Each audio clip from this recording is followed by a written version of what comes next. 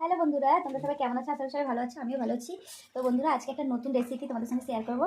এই যে লক্ষ্মী চুঙ্গুর বলে, লক্ষ্মী লক্ষ্মী চিংড়ি মাছ, ওই যে, আর অনেকে আবার বলে না মোয়ান চুঙ্গুর, ওইটাই আজকে বড়া বানিয়ে তোমাদের সঙ্গে শেয়ার করবো। তো দেখতে থাকো আমি কী করছি না করছি। ফ্রেশ চিংড়ি মাছের বড়া বানানোর জন্য পেঁয়াজ কুচি, লঙ্কা আর ধনেপাতা কুচি, বেসন আর এগুলো নিয়ে নিলাম।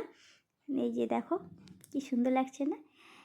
তারপরে এই যে ফ্রেশ চিংড়িটা এখানে আছে, অল্প একটু নিয়ে নিব।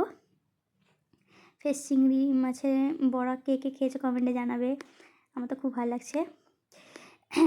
তো এই যে ফ্রেশ চিংড়ি অল্প করে নিয়ে নিলাম, লঙ্কা, হলুদ, জিরা গুঁড়ো সব দিয়ে দিলাম। এই যে না, তো দেয়া কমপ্লিট হয়ে গেছে।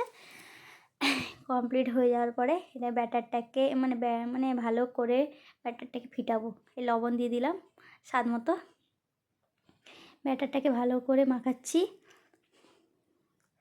মাখানো কমপ্লিট হয়ে গেছে, কড়াই বসিয়ে দিয়েছি।